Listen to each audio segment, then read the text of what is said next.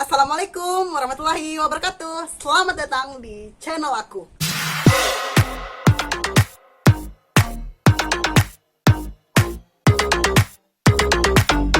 Dan di video ini aku akan ngeceritain sama kalian bahwa di dunia ini ternyata ada yang namanya orang tua Dajjal yang ngecor anaknya di tembok rumahnya sendiri, Wal.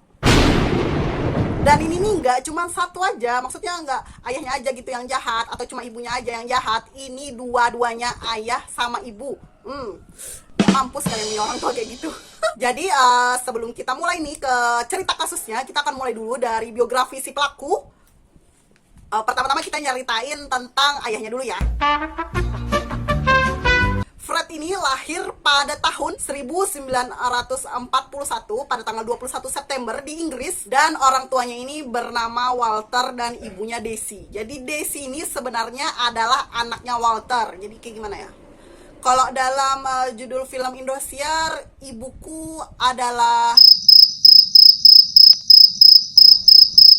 saudaraku. Jadi dari kecil ini Fred ini merupakan hasil dari perkawinan sedarah. Jadi bapaknya ini nikah sendiri sama anak perempuan ya, kemudian lahirlah si Fred. Kacau nggak tuh? Kacau banget. Kacau banget di keluarga. Waktu kecil Fred ini mengaku bahwa dia pernah dipaksa oleh ayahnya buat nenggong ada mamaku sama binatang, sama kuda, sama sapi, sama anjing. Dan dia mengaku sudah hilang keperjakaannya sejak kecil. Ayahnya ini cuma seorang peternak, tapi merupakan seorang sosok ayah yang sangat disiplin. Dan menurut pengakuan Fred, waktu Fred ditangkap oleh polisi, Fred ini mengaku dia ini merupakan salah satu anak kesayangan Daisy, si mamanya itu tadi. Tapi polisi ini mencurigai bahwa hubungan Fred dengan ibunya ini bukan sekedar hanya hubungan anak dan ibu. Nah, nggak makin kacau.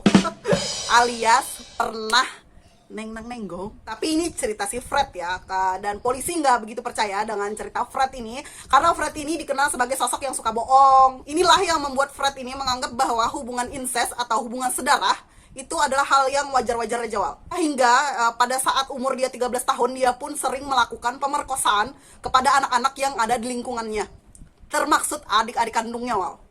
Bobrok nggak tuh, parah ya kan? Nggak mampu aku ngebayanginnya. Sampai-sampai nih Fred ini menghamili adik kandungnya sendiri yang bernama Kathleen. Padahal nih waktu itu umur adiknya masih berusia 13 tahun. Ibunya Daisy pun melaporkan Fred ini ke pihak polisi. Tapi polisi ini malah curiga kepada ibu Daisy. Bukan marah karena si adiknya ini dihamili oleh Fred, tapi polisi malah mencurigai ibu Daisy ini, ibu Daisy.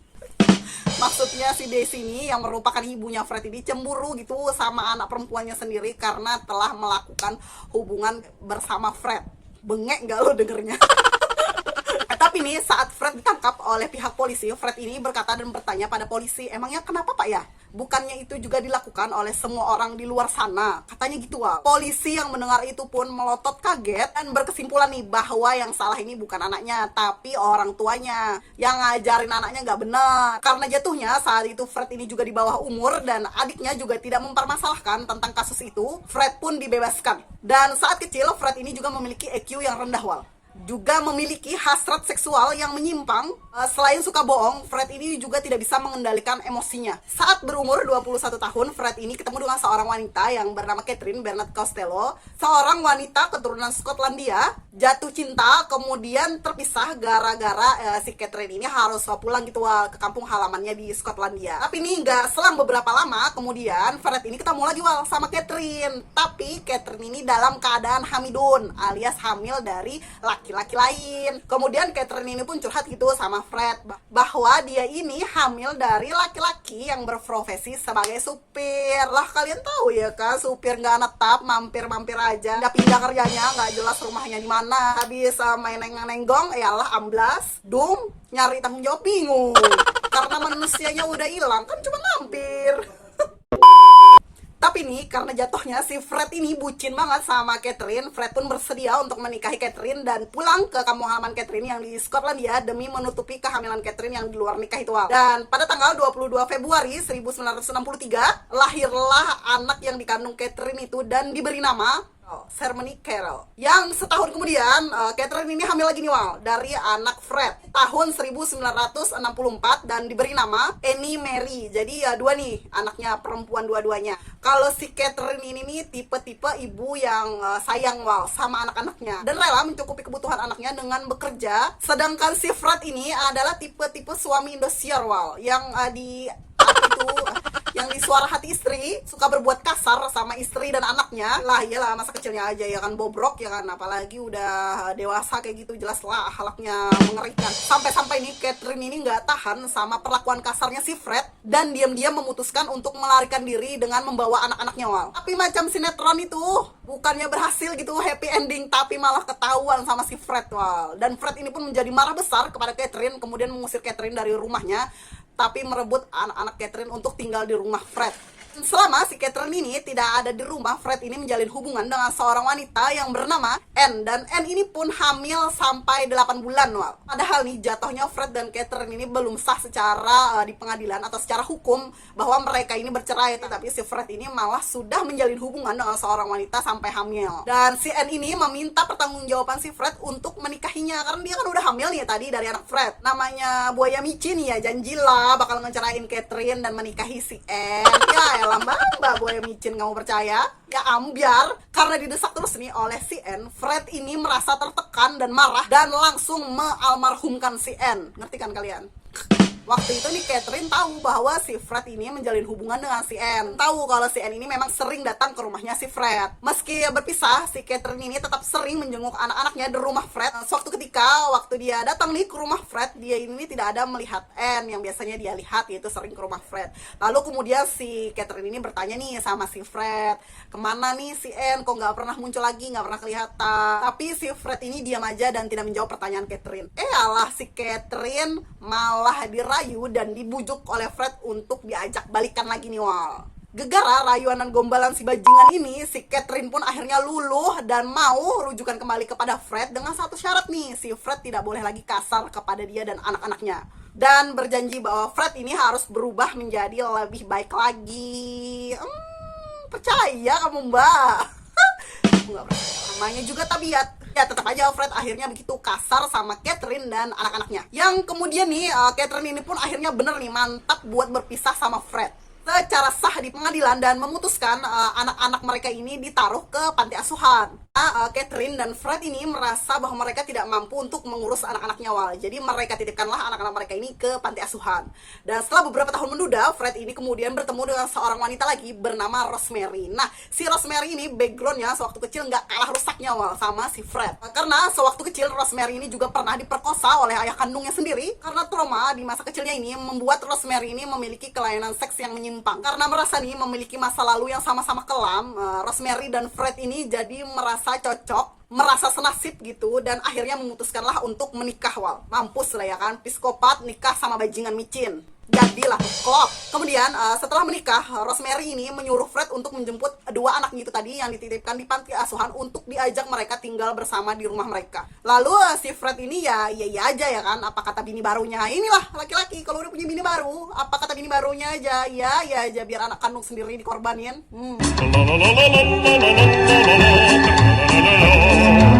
Kok nyolot bu?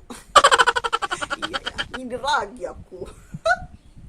Sahur.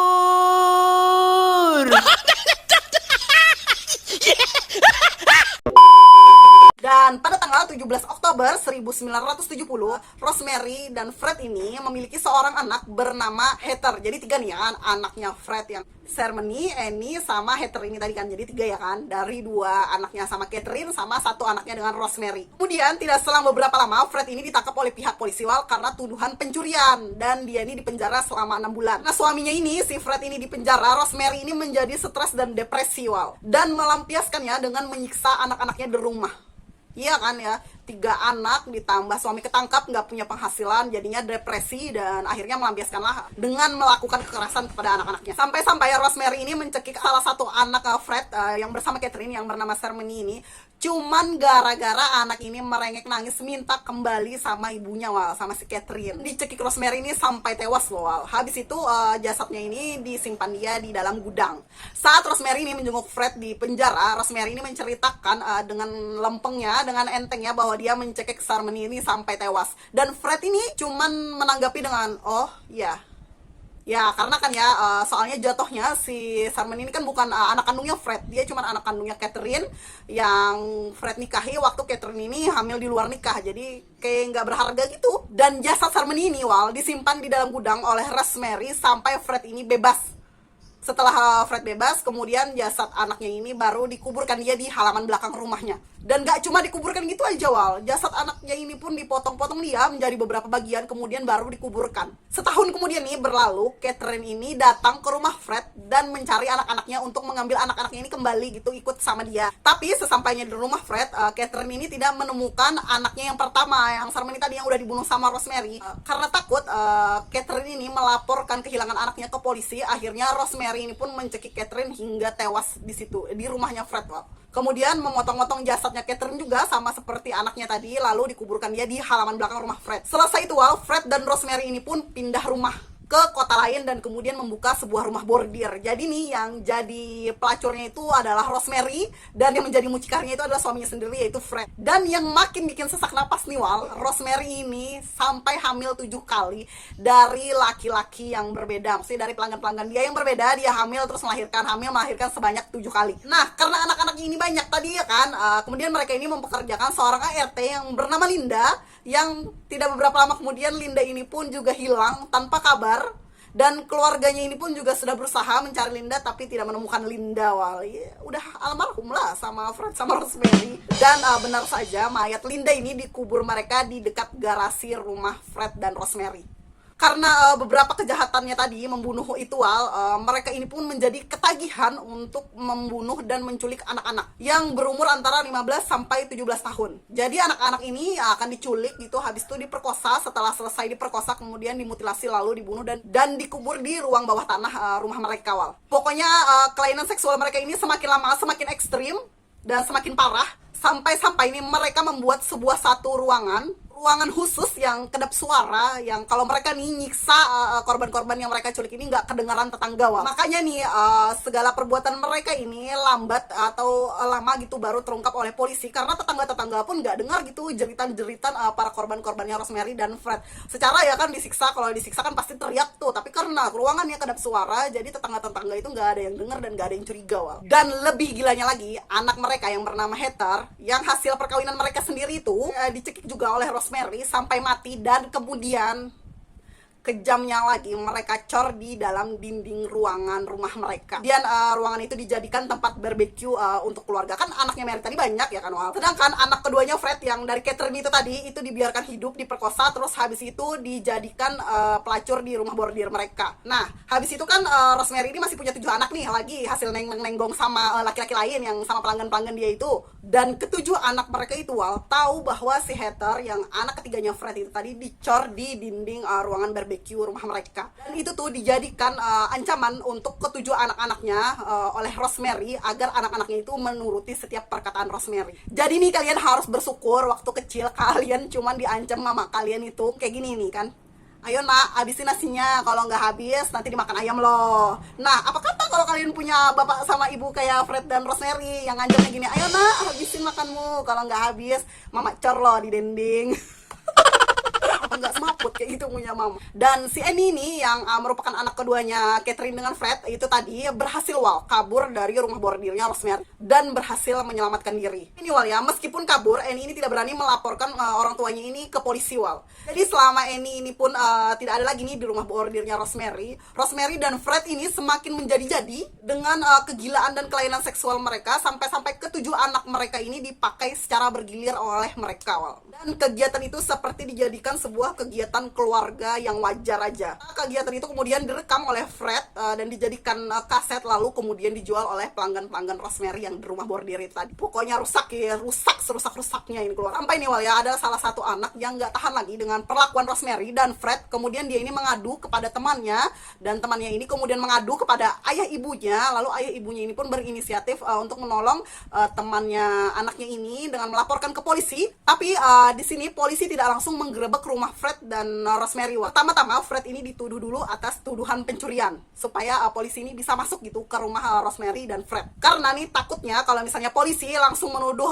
Fred dan Rosemary ini dengan sesuai laporan oleh orang tua temannya anaknya si Fred, takutnya mereka ini tidak bisa menemukan bukti yang kuat untuk menjebloskan Fred ke penjara. Jadi dipancing dulu nih sama polisi dengan tuduhan pencurian. Karena nih backgroundnya si Fred kan dulu pernah nih ketangkap atas tuduhan pencurian waktu nikah sama Rosemary pertama-tama itu, sehingga membuat polisi ini jadi bisa dengan leluasa menginterogasi setiap anak-anak Fred dan Rosemary, dan akhirnya terungkaplah awal semua kejahatan Fred dan Rosemary. Ditangkaplah yaitu kan si Fred dan Rosemary, sementara ketujuh anaknya ini ditaruh di penampungan anak selama masa penyelidikan dan pengadilan. Annie yang berhasil kabur tadi itu Wal, akhirnya bersedia menjadi saksi di pengadilan dan memberanikan diri untuk datang ke persidangan. Polisi pun berhasil menemukan 5 mayat yang dicor di dinding, 7 mayat yang ada di ruang bawah tanah, dan 2 mayat di rumah lama Fred, yaitu yang Catherine tadi sama anak pertamanya Catherine.